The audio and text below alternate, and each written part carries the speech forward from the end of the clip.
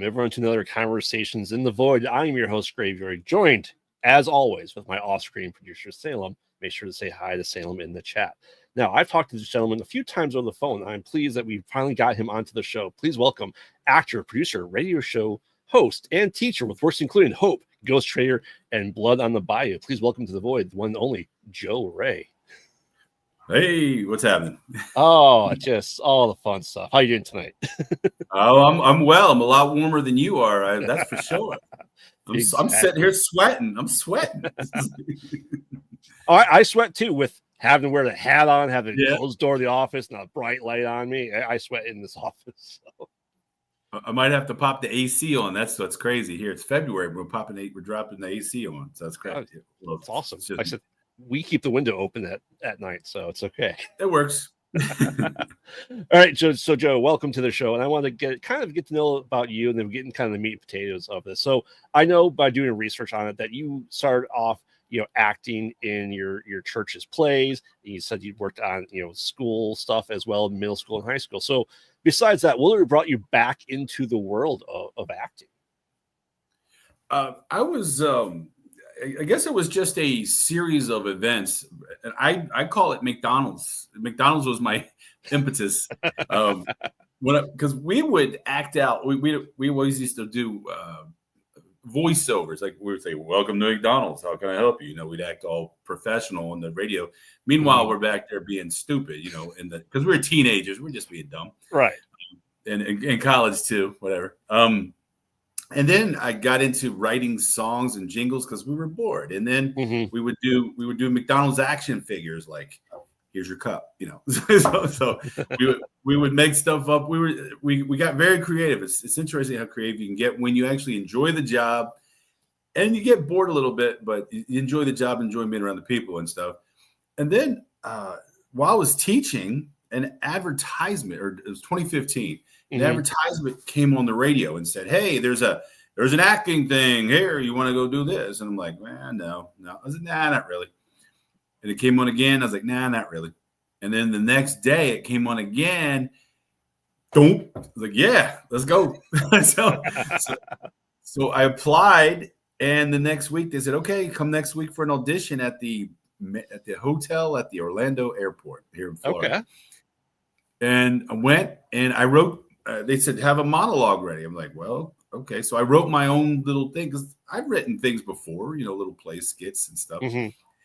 And I'm a teacher. I'm creative. I can make stuff up. So I made up my own little thing. And I remember it was a coach trying to encourage. I was like, getting all gritty. And they're like, "Hey, we like your energy." And then a year later, they said, "Okay." That day, they said, "All right, we want to train you for the next year." And then I had a workshop in January, first week of January in 2017. Got picked up by a couple agents and just been traveling that road since. So. Yeah, that's awesome. And when you were talking about like your church play, stuff like that, was that something you ever wanted to do, or is that something you kind of parents made you do? Mix. It's a mix. My Sunday school teacher, who was also my ride to church, was in charge of the play. So she would just look at me and say, "You're in the play. I've already talked to your mother." I was like, "Yeah, I know. Every year, I know. You don't have to tell me."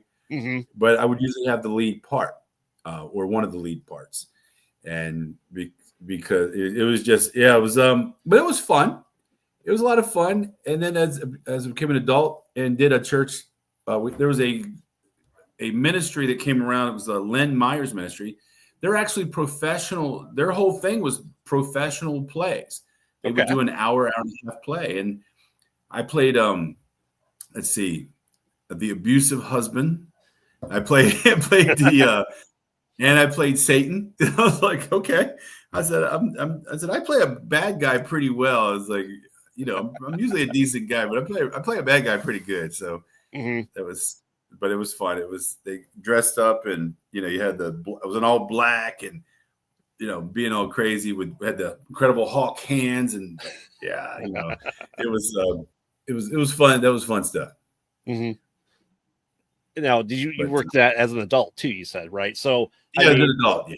So obviously that's something that you probably from your previous years as as a kid wanted to continue to do it as an adult then. So there's more probably not your parents forcing you anymore. Obviously. No, not anymore. No, not as an adult. No.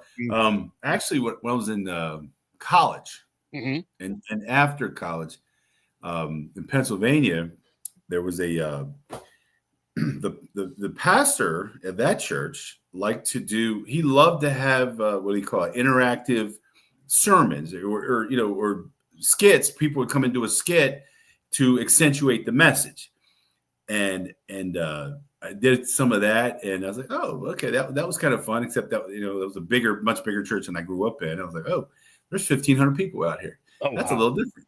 Yeah. But it was fun because you look, it's like when I used to learn in speech class, pick a point on the wall and look at it, and you won't see anybody. So they see you, but you don't see them. So it's all good. Yeah. Yeah. I mean, did you ever expect from doing that growing up to be where you are now, kind of really picking it back up? No? No. I expected to. I wanted to be an aerospace engineer because I was really good at math. Okay. I'm still really good at math because I teach it. I'm pretty good at math. So I wanted to be an aerospace engineer. Originally wanted to be a baseball player. The problem is growing up, and it's what I tell my students now that I've learned from being a child, and occasionally I still have to fight that demon, is don't let people disrupt your dream. If it's like you're good at it, right? And they're like, well, not very many people play baseball for professionally. And as an 8-year-old kid, I'm going, well, that sucks. Yeah. So I didn't want to be a professional ball player. I mean, I grew up with watching Brooks Robinson and the Orioles and it was just like, shoot. So I still played it, but it just didn't have the drive like I had. So, so I wanted to be an aerospace engineer. Then I found out I couldn't afford college that much because that was a very expensive degree. Yeah. Coming from a construction dad background. And then, so then I was at McDonald's, and I was like, well, I was good at McDonald's. I was good at managing. And then eventually, even after college, I wanted to be a McDonald's. I wanted to run the store. I wanted to go to Hamburger University outside Chicago and meet Ronald. And, I wanted to run the show. And then that door shut. So, but none of that it was just along the way. It was more like a hobby. And so, but now it's like, hey, I say, I was asked by one of my agents when she interviewed me, why do you think you can be a great actor? I said, well, I act like I love my students every day, and I get away with it. So I can, yeah.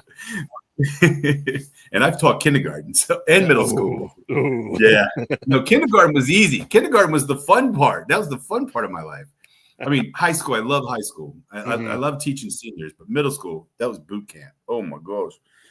That's all the hormones and independent thoughts, and it just they're finding themselves. I have one in middle school right now. The second one's going to be there next year. Yeah. Sixth grade's an identity. Having taught it for 4 years, I watched. I call it the roller coaster. I rode the roller coaster for 4 years. Sixth graders are coming out of elementary. They're trying to establish an identity, and the boys are, of course, behind on the girls and the puberty and all that stuff. Seventh grade, hormones all over the place, and the girls are like whining and crying. I'm like, oh, and I just tell them, go wash your face. I can't put up with this. I can't. And when I was teaching, I didn't have any children at the time, so I was like, please, just be quiet. So I was like, and then when the kids get to 8th grade, the girls are too mature, and the boys finally catch up with being cool, and it's like, and the girls don't want to do with them, and the boys are, then that rolls into high school, and right. But now I've got the seniors and the juniors, and I teach some sophomores and freshmen, certain class, but mostly juniors and seniors. And now the seniors think they're full grown, and I'm like, no, you're still broke, and you don't have a diploma. So, I'm the buster. I'm the dream buster. I bust their heads verbally, figuratively, not physically. Yeah. But I'm the reality check before they go out the door. So yeah. Yeah. So now with that note, do you feel like your acting over the past since 2015 has helped you become a different type of teacher as well? Do you see them kind of play into each other? Because obviously you have to lead a class, right? So do you have that take that presence to the stage and to movies and stuff as well? Oh, absolutely. The eye contact. I've gotten better at eye contact because you got to be like address the crowd, and I inflect my voice, and and then I'll go real loud, like, "Hey, get out your paperwork." And by the way, we have homework. I bring it. I play with it because if you get that monotone, that Charlie Brown. We've all had those teachers. It's like, oh gosh, this is an all dayer. I was like that before acting. I was kind of like I would try to bump it up a little bit. I wasn't exciting. I wasn't. I was like, I could give you the point, but once I started telling stories, like that's the kicker. When when you tell the stories and including the acting and I walk around, and not only that, when my agents send me things, like for example today, they sent me something that obviously I don't fit the bill because they're looking for a 14 to 18-year-old girl. So when I throw it out there, who plays soccer or basketball, something. So I say, okay, I have athletes in my class. Okay. And when I throw things this way or bilingual, and I, the kids are like excited because now they're like, what's he going to show us now? Now they're looking for, and then I show them the commercials and the country music video and the music videos I was on. And one music video I was on before I learned how to dance, so I was like, before I learned how to dance Spanish. Yeah. Okay. Spanish. Okay. I was 40 heavy. I was 40, 50 pounds heavier. It's like this bubble that moves side to side, so it was like,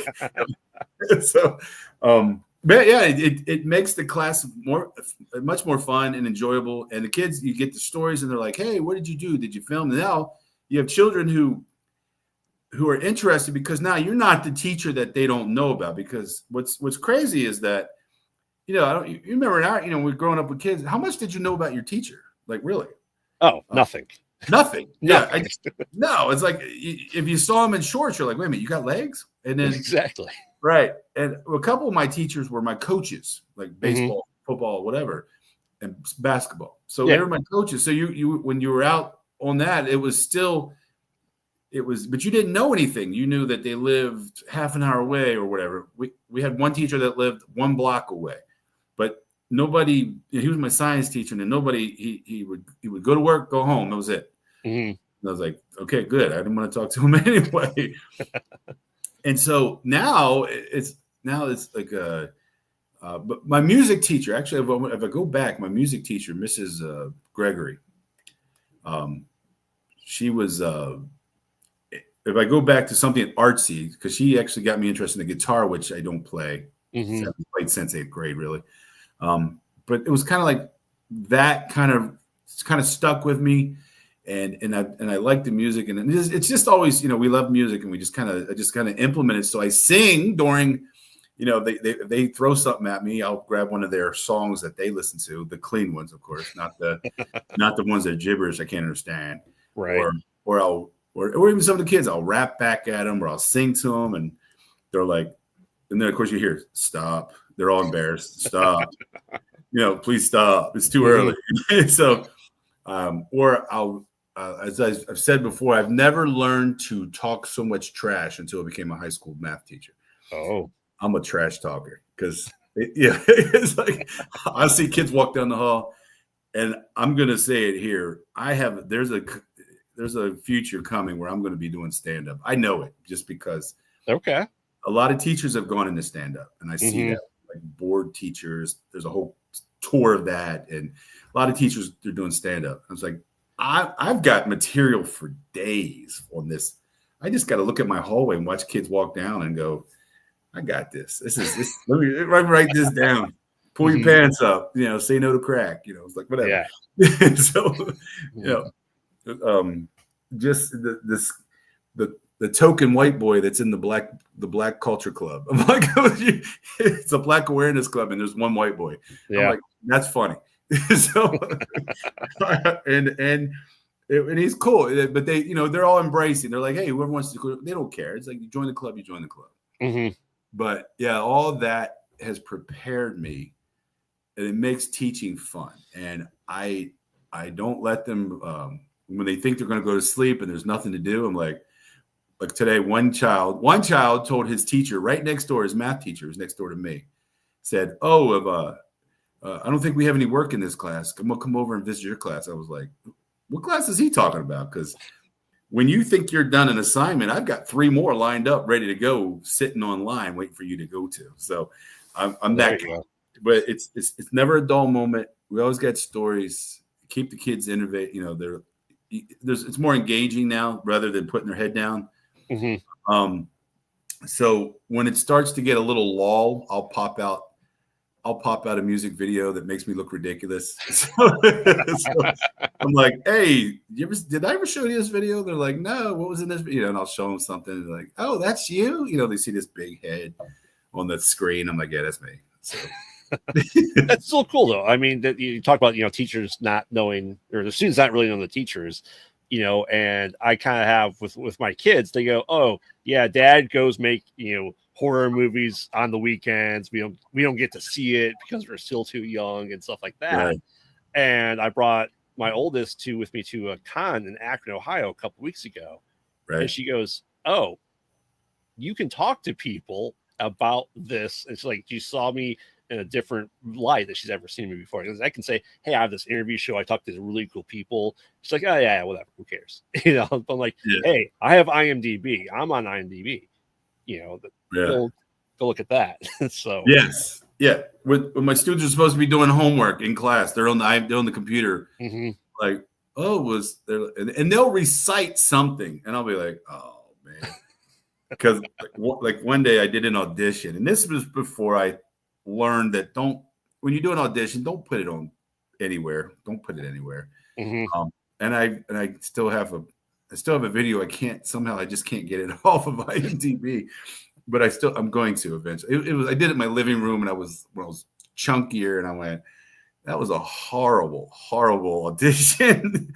But there was one I did, and I put it on Instagram. They said it was for an Alabama commercial, and they said, "Act like an angry man." I said, "Okay, I can do that. That's easy. I mean, I teach kids. That's easy." Right. So I said something along the lines like, "I'm going to break your freaking neck." And I said it real intense. Yeah.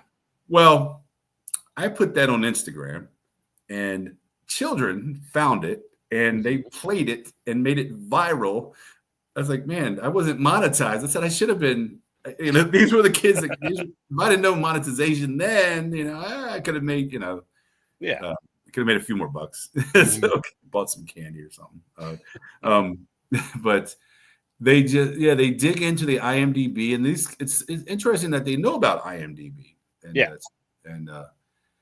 But they know, because we share. The social media has stretched us out, but it's also made me more responsible in my teaching.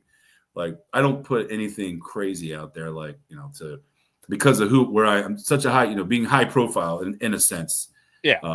We got 2,500 kids at our school, and I teach 150, and and then of course their friends who I'm going to get in the next, in the future, all their siblings and friends and stuff. Mm-hmm. And of course they hold us, and you got that Florida teacher ethics thing you got to worry about too. So, right. But I maintained, and that's any state, but I maintained a sense of just sensibility. But I got the IMDb, and they saw me and played, I played Babe Ruth. Mm-hmm. Like who's, and of course the baseball players like, "You played Babe Ruth," and of course the non-sports, "Who's Babe Ruth?" Oh, and I'm dying. I'm like, "Oh, you culturally ignorant fools." So, that's awesome though. So with all this too, how did you end up, being a radio host on top of everything else you do? About 2 years ago, June 2023, there was an audition, an advertisement on Facebook. Mm-hmm. And Cynthia Romeo and Ralph Romeo, they're out of Patterson, New Jersey. They put it out there. It says, "Anybody want a show for an hour a week?" I'm like, okay. I mean, and then I'm sitting there thinking back to McDonald's when they said, "You should have been on the radio, but your voice, hey, blah, blah, blah." Right. And I said, okay. So I auditioned, I interviewed, and they're like, "Hey, why don't you give it a try for 4 weeks?" Okay. And I did 4 weeks, and they're like, "Wait a minute, we're getting a positive response." Okay. And then people were texting me, and I said, we're going on 2 years now. This June will be 2 years. And it's been, but the interesting part is coming up with material every week. That's the creativity. I've gotten so good. I got a rhythm. I've got a formula now. It works. Right. But that first night, oh my gosh, I finally threw away the script. I was like cleaning up last week. Wait a minute, why do I still have this script from June of 2023? And it was talking about grit, and I was like, and I wrote this 3-page script for an hour for a 57-minute show, and I went, and 20 minutes in, I burned through that script. I was like, oh, I still got 37 minutes. Okay, so I started telling stories because I wanted it to be like sort of like Paul Harvey. And now the rest of the story, it's like, right.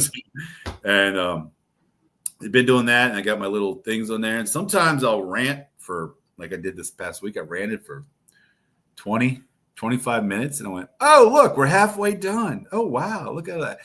I was like, and then I'll say, wait a minute, time for a drink break, and I'll take a sip of water, and all right, y'all, we're back. That's my sponsorship. Big gulp water. There you go. so it's cracking jokes, and when I do interview people on there, but what I found is that the audience that listens would rather hear me. They want the personality, which is, it's weird. I'm like, okay, I'm not pompous, but it's like there are weeks I'm struggling for material and I'm just getting through, and they're like, oh, great show. I was like, really? Because that sucked. In my mind, but I'm like, okay. And I'm getting texts. My brothers listen. I got friends and family that listen. And then I found out that they like it when I go, like, you go live stream.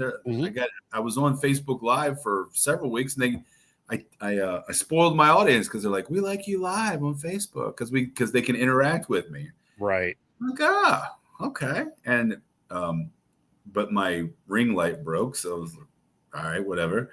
And so I have been maneuvering, tinker, like we were in the business. We tinker, we figure stuff out, or we wait till we can afford equipment and we buy right. it. Yeah. Well, I mean, the show's got to help you a lot with your improv skills that you can then take into your other roles that you're doing, right? Oh yeah. And then sometimes I'll pull a, hey, we're coming here live from New York City. Hey, what's going on? What's going on down there in South Florida?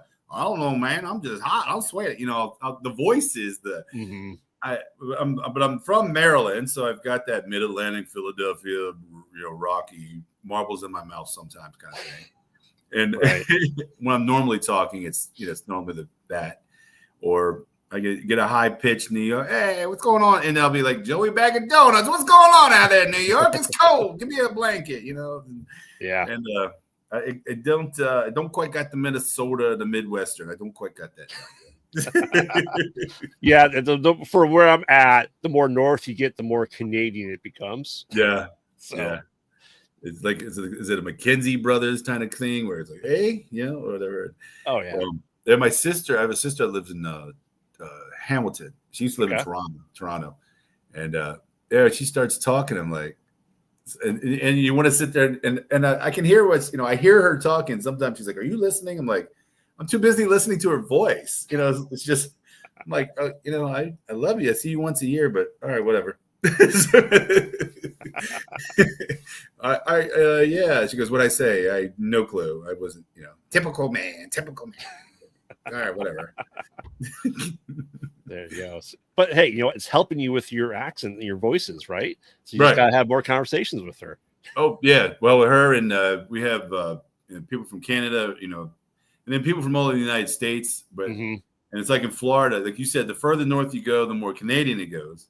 Yep. What's funny about Florida is the further north you go in Florida, the more southern it gets. When you go down south, it's more. There's a lot more north. It's starting to sound like more northern is down there, whatever. But my jaw is tightening up every time I talk like that. But yeah, you have to. It's the exercises but I'm learning. We're learning. It's helping with the acting. It's helping with the voice. In class, mimicking children is fun. It is. It's a lot of fun. It's like, you're not a teenager. I know. I'm not hormonal anymore. All right. Awesome. And don't dance in class. I know it's singing stuff, but the other day somebody's phone went off and it had a tune. So of course, you see a chubby teacher with a belly dancing a little bit. Like, it's like, dudes, I've been dancing longer than y'all been alive. Just shut up. It's like, so but again, having fun, the acting, the improv in class is incredible. I'm bouncing one-liners off all day. Now the kids are used to it. They're like, all right, all right, that's. And then you hear some kids emulate, and of course another kid will say, that's a Mr. Ray joke. And I'm like, yes, I've done my job. I've inspired my children. That's awesome. So, Joe, for roles and stuff like that, what do you look for typically when you're picking a role? Right now I'm looking for something like for a bigger guy. I used to be, because I lost. It's something that's me, like detective. We just put a film on hiatus for a minute because just for other reasons, but we're going to do it in the future. Oddly enough, a transportation safety board investigator for a helicopter crash. Weird timing on that one. Yeah. But he had the script written several months ago. It was before that. Just something that I identify with. Like sometimes I don't get the dad role because I don't look like the dad. They're like, you don't look like a dad. They say you don't look like a teacher. I said, do I look like a coach? Because I coach. Yeah. I got on a Hallmark movie, which is coming out in November. It's called Rekindled. Okay. I got a small role. It doesn't matter. I got a role. And it's Hallmark. I'm like, I got a Hallmark movie. And I was like, bucket list. All right, whatever. Hallmark, joy. And but I look for just when somebody said Babe Ruth, I'm like, I played ball, 10 years of baseball. And I knew just something that fits my personality and something that where I go, okay, I can play that detective. I can handle a gun. I like inwardly, I like violence. I'm just, I like and something that stretches me. Like sometimes I used to say, because when I used to audition properly. I was like, no. And then I'd watch people audition and say, why did they get the role? And I'd watch it because they stretched the role. It wasn't just like you watch TV. It's especially on sitcoms. It's not the standard where all proper. Right. No, you like I watch like Last Man Standing with Tim Allen. I watched I like him, Jim Belushi. Just like watching those older the shows and watching those guys move and the expressions of George Lopez. And so I look for roles that stretch, that take my personality, but some things. I played an abusive drunk stepfather. I was like, oh, that was a stretch for me. They're like, how did you get all this? How'd you know how to be a drunk? I said, I grew up around uncles and father doing every chance they got. They were drinking at a party. Yep. I would watch them. I'd be like, I would watch them so they wouldn't get hurt, fall down because I was usually the driver. But I was like, I had family members. I went to Bull Roast and watched a bunch of drunks interact, and it wasn't that hard. Go to a bar, you'll see. There's your method acting. Just watch. There's your study. But, people watch. Yeah, absolutely. People watch. Yeah. I worked at Walmart for 6 years. Trust me, I had to pretend like I like people all day long. So I was like, welcome to Walmart. Who's that woman in the tutu who, whatever doesn't fit? I'm just saying, watching an alcoholic drink cough syrup at 2 a.m. because he couldn't buy beer, Yep. I was like, okay. And who knew all those experiences from life and all the people, because the more you're around people, the more you get a feel for humanity. It's like, humanity and you're around it all day long. And plus with kids, mix that in the mix. And it's like, okay, I've got to feel I could step into almost any role and drop it and be like, I'll be fine but again, people, they want a certain look, a certain size, a certain this, a certain that. And usually I'm about 4 or 5 inches too tall, and that's okay. But if they want somebody to beat up somebody, I'm your guy. There you go. It works. I don't know. See, perfect. Now I have to ask, with looking through your roles and stuff like that, you played Jacques Marcelin. Yes. A few times now. So what's it like getting back into that character? It's like coming back home when you go back to that character for you? I took 4 years of French in high school. Okay. And the girl, oddly enough, I forgot her name. That's bad. She's gonna kill me because I forgot her name. Anyway, it was a 15-year-old girl from Greece who wrote that. Who wrote that whole thing. And she was tinkering with technology. She got better at it, and whatever. She won some awards over in Europe. So see, she put it out there one day. I was on my way home from church, and I see this thing on Facebook post. It said, "Looking for somebody who can speak French." Okay, I'm not fluent, but I did it well. I can get, I can read it, and I can, I just got my pronunciation's great. Yeah. So it was like Jacques Marcelin, and she's like, "Oh, perfect." Blah, blah, blah. So when I'm in class now, I'm thinking, all I'm thinking is Pepe Le Pew. So I'm like, "You're gonna do your homework," So Jacques Marcelin, that was fun, and I had to keep that French accent. That was that good. But what is difficult is that keeping the French accent while you're reading and not sliding into Southern, because that was a tough. Because I was at improv auditions, and they said do a British accent, and I kept sliding into Southern or French. I was like, I'm good at French. I can't do. You want to spot a tea? I that's all I got for you. But yeah, if you want the baguette, and we go out to the bath, go to the bathroom and get out of my face. I can do all that. I can do the French, but and of course Southern. But yeah, that was fun because it was back into the French, because I love French. And I say, I took 4 years of French in high school, but I've been practicing since I was 12, so I'm pretty good at it. So there you go. Now, do you have a preference for genre, or you just kind of take any role that you can? Like, do you ever go, hey, I really want to be a lead in a, say, slasher film, right? Oh, oddly enough that you mentioned that. Yeah, I've been in three or four independent. They're on the, of course, I forget what they're called. Anyway, it's by Fuego, my friend Santos. He's going to kick me. He's going to kick me for I forgot. It was a couple years ago. I I forgot. I've been doing so much. That was fun. That was the dying over and over. What I've learned is if you're going to be in acting, if you're going to fall or die, especially when you're in a warehouse where there's stuff that will cut you. I set boxes up and I kept falling, and these guys around me, they hadn't done that much acting. And I was like, bro, I learned some choreography when I was in when I did a theater play with Disney's Newsies. Yeah. And you learn how to fall properly I've been slammed to the ground, but I told the guys, so let me do it my way, so I land on my chest and not my face. Right. And with my hands behind my back, they look like they slam me to the ground, and I'm like, no, and I'll lay my face in the mud real quick to make it look like I got jacked. But I kept falling on these boxes that had T-shirts in them. Okay. And they're like, man, that was cool. I was like, thanks. And I was like, see those soft boxes? You guys are falling on concrete and landing on wood, and I'm over here, pillow for the night.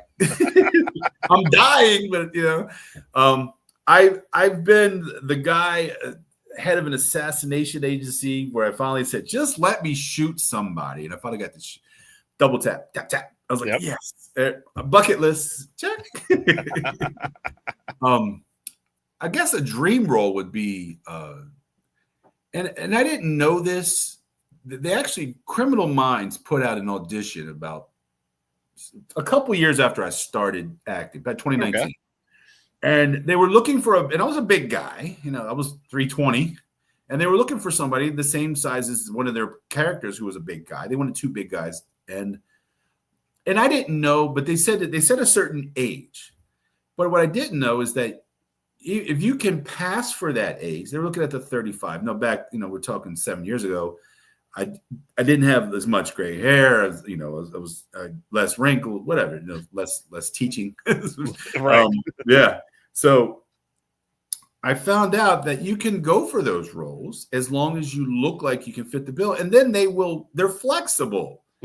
Because I was like, man, if I'd known that, what I know now, the flexibility, I was like, I would have gone for that. I auditioned for LA CSI. I've auditioned for Tulsa King with Stallone, but I'm 6 inches too tall. When I saw the first scene of the second season, I went, the guy's 5'7". That's why. That's right there. You can't be bigger than the star. So, right. And that's just professional courtesy. I understand that. But just that I could have gone on to be. I found out that now you can actually go out for certain things. I mean, I've cooked I've been in Omaha Steak commercials. I've been a basketball coach on it with Ernie Johnson on Geico in 2019. That was fun. Okay. Yeah, that was pretty. Talking to Ernie Johnson, that was pretty cool. He was pretty cool to talk to.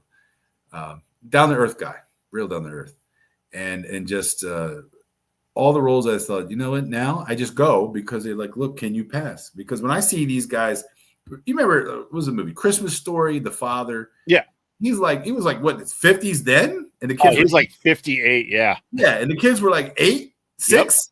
Yep. And I'm looking at that going. And they said, no, we're trying to get away from that. I said, the bull crap you are. You're still casting people. Robert De Niro, you try to cast him as a 35-year-old. An Irishman, stop it. Stop. And with the blue eyes to make him look like he's Irish. No. It's like, that was, but it was great. It was a good movie. But in The Irishman, they wanted to know, but the advertisement was you couldn't be over 5'9". And yeah, so I couldn't go. Then they filmed that part of that in Miami. And I was like, couldn't do it. So, I guess. And I tried to get on the prequel to Sopranos, the Saints of Newark. I tried. Had a little difficulty. Didn't quite get to it because I wanted to audition. I wanted to be on that for sure. Right. But it was.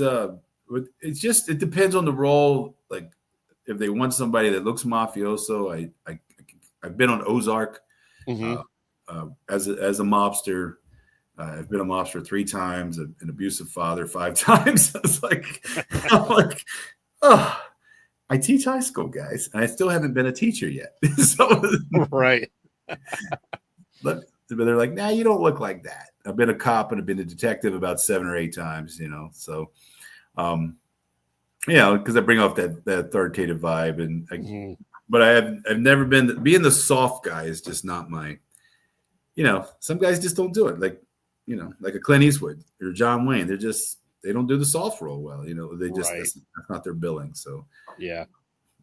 My goal is I always tell people like you need a bald beard guy to die in your horror movie. I will do it. I let all the makeup people have at it with me. I'm like I don't care. In July I sat in the chair for like an hour and a half just to get makeup done, stuff like that. So just to get killed, and I go perfect. And the makeup guy loved me. He's like, final scene stuff's going on. They're like, how much blood can we dump on people? I was like, I want blood. I mean, I'm like, dump it all on me. I don't care. So you should have seen how much blood we had on that one. Oh my gosh. I was like, where'd you guys get? They had buckets. They had like gallons. I'm like, where'd you get the buckets? I'm like, just don't get any on me. Mine was just. I died, but it was like almost like one of the scenes was almost like a Jonestown cult thing.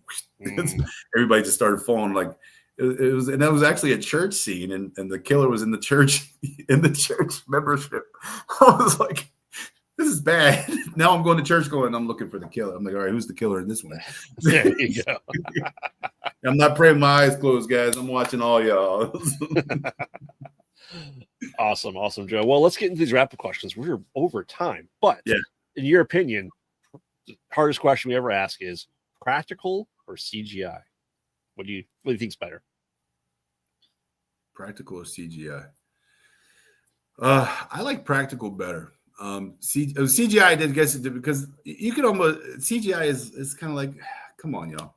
At least let me be at least realistic. Let me feel it.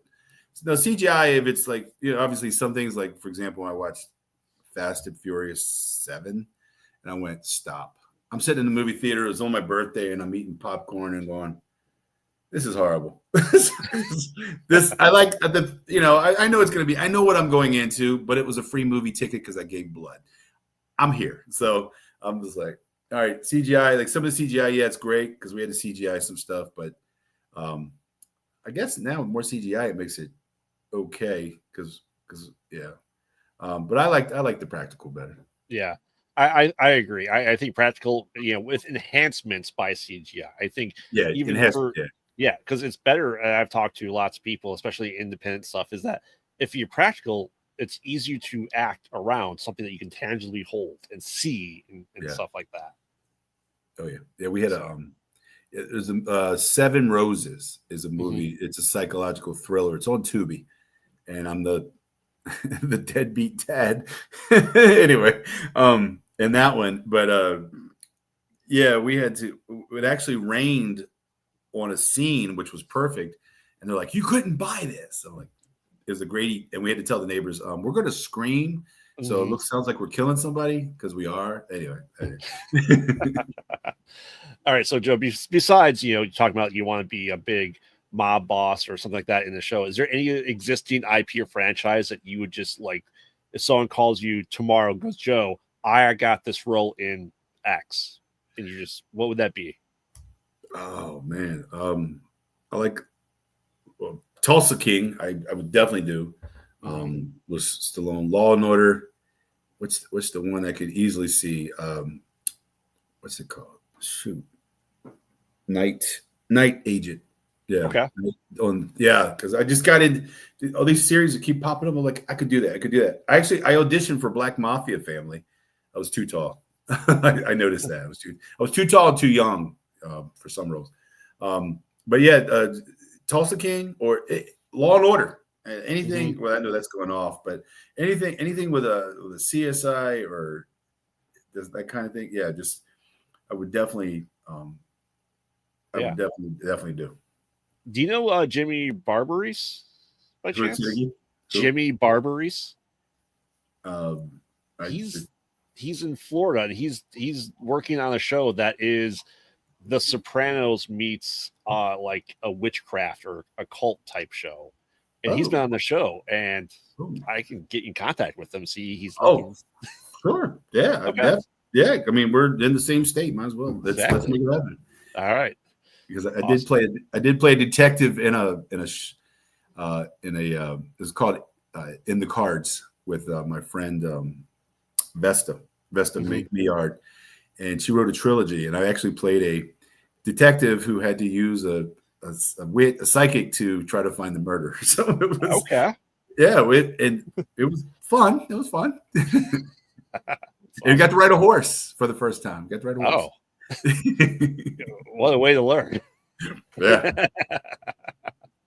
All right. So, Joe, any advice for anyone getting into acting or even being a radio show host as well? Like any advice you can give to anyone listening? Practice. Keep your voice. Well, as I'm learning, the young start young, but don't limit yourself because a lot of young kids get cast early and they kind of die out. You got to be in it for the longevity. Knowing, be patient because I can say I've done several thousand auditions, and less than 1%, been picked because I'm going up against some roles. I've gone up against 10,000 people. You just got to know that it's not you. It's not about you. You can do a wonderful job, but it may not be what they're looking for. Be patient and practice continuously, often, and practice everywhere. But I mean, don't pull a Shakespeare in the middle of turkey dinner. I'm saying, I got to eat, bro. I don't want to hear that. I just want to eat. Give me my pumpkin pie and leave me alone for a minute, and then we'll talk. We'll talk turkey later, whatever. So, but it's practice. Take advice, take lessons, keep practicing, and get connected to professionals who've been there, who've done it for a while, and get training. Because if you don't practice, even the professional actors, they keep practicing. The people on TV, they keep practicing. Radio show, definitely be patient. But I said practice the voice. I do breathing lessons. I'll practice stuff on the side. I'll be standing in the middle of class and go. The kids are like, "What's wrong with you?" And I go, "Shh, nothing."